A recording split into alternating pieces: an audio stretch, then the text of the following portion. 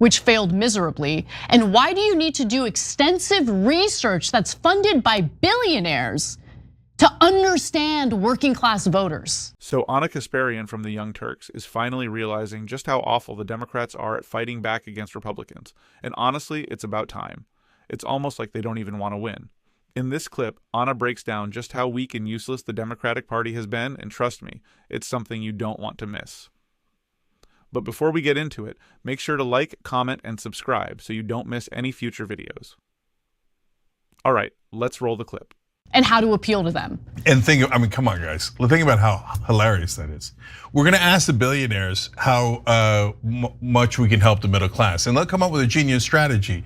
Now, I know that the billionaires are funding the pollsters, the consultants, etc. But do you see what they're doing? A, they have no actual ideology. They're going to do focus groups to figure out what would resonate. Now, to actually do those things, if the focus group comes back and says, yeah, do $15 minimum wage like we told you, do paid family leave like we told you 100 times, right? Are they going to actually do those things? No, the focus group and the study funded by the billionaires is so they can tell you what they're gonna pretend to do, and then when they get into office, they'll say there was nothing we could do. Seeing how bad the Democrats are just makes me feel bad for a lot of people on the left because Republicans actually do not care. They have been fighting to get to this moment, and Democrats keep trying to feign decorum, while Trump and MAGA just kicks dirt in their face each time. Okay, so that's why we need a strong Democratic Party so desperately right now, and they're still doing the same game. No, it's the same game. The Democrats, the issue with the Democrats in this last election cycle wasn't the lack of money, and it wasn't the lack of advertising either. In fact, I mean, you just look at this. This is a graph put together by the New York Times. It shows the difference between Kamala Harris's fundraising versus Donald Trump's fundraising. Believe it or not, Kamala Harris raised a lot more money than Donald Trump did, okay? That could have paid for a lot of focus groups to figure out what the hell to run on. That's what we need, more focus groups. That'll save America. Okay, so, but let's take a look at the super PAC that is going to help the Democrats understand the working class a little bit better. So the super PAC's name is funny every time. House Majority PAC is the name of the super PAC. They're the ones who are putting $50 million aside in order to do this whole win them back fund. And win them back means win back the working class. Who funds this super PAC? Let's take a look at the list of people. The top donor is Michael Bloomberg to the tune of $13 million. And this is just in the last election cycle in 2023 through 2024. If anyone knows how to win back the middle class, it's Michael frickin' Bloomberg. Yeah, the Democrats are so horrible with their messaging that it's honestly painful to just see how completely out of touch they are. They had the blueprint with what a majority of Americans on either side would be for when Bernie Sanders ran for president. They just don't understand that this is a failure of messaging. Look at Republicans literally removing consumer protections and causing the price of goods to rise. How hard is it to just do what Republicans did and just harp on how terrible stuff is becoming? More. Tom Steyer donated $2 million to it. Real estate developer John Fish. So I looked through all the documents to see he donated multiple times and it all amounted to $2.27 million. He's known for fighting against progressive tax policies in his state, Massachusetts, I believe. So yeah, he would really know a lot about connecting with the working class. LinkedIn co-founder Reid Hoffman, $1.5 million. But look at all the Bain Capital executives.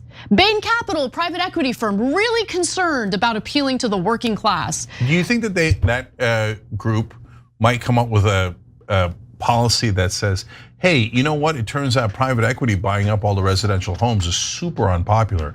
If you fight back against that, the American people will love it. They're funded by Bain, that's a private equity company. They're not gonna come up with that conclusion. Yeah. They're gonna come up with smokes and mirrors like the Democrats always do. And I'm gonna end on this. So one of the people who kind of participated in this meeting that Hakeem Jeffries had with 150 Silicon Valley based donors in California to mend fences was the gentleman I'm about to read a comment from or a message from. So he says that the singular focus of that meeting was how do we ensure Silicon Valley remains with Democrats, because right now Silicon Valley is feeling very purple. Don't forget to like, comment, and subscribe. All right, let's jump back into the video. Because that's the main concern of the Democratic Party. It's not really about appealing to working class voters. It's about ensuring that they don't lose their precious Silicon Valley donors, some of whom have already defected and support Trump. Alex Hoffman, a Democratic donor advisor who works with donors across the country, made this incredible statement. There is a significant fear that these tech folks who have been with us for a long time will say, F it, we're going with the other guys. These donors are also pissed watching former and current colleagues have unlimited, unchecked power and getting richer off of this, and they're not. Meaning the Silicon Valley executives who supported Trump, they're getting everything they want. And the ones who decided to stick with Democrats aren't, and they're very jealous. Guys, that last quote was devastating. Because the last part's the worst part. If they had just left it at, they're very frustrated because all these guys who gave to Donald Trump are getting everything they want. Okay, that sounds fair. But they gratuitously added, but we're not. We wanted all the goodies. And now it turns out backing Trump would have gotten us the goodies. You guys didn't deliver enough for our bribes. I mean, campaign contributions. And that's why we're gonna give you more so that you can come up with a new strategy to trick people into supporting private equity. I mean, connect with the working class. It's honestly pathetic watching Ana Kasparian break down just how weak the Democrats have become. Instead of actually fighting back against Republicans, they're out here trying to cozy up to billionaires, like that's somehow gonna save them. It just proves they have no real strategy, no real backbone, and no clue how to actually win. But what do you think?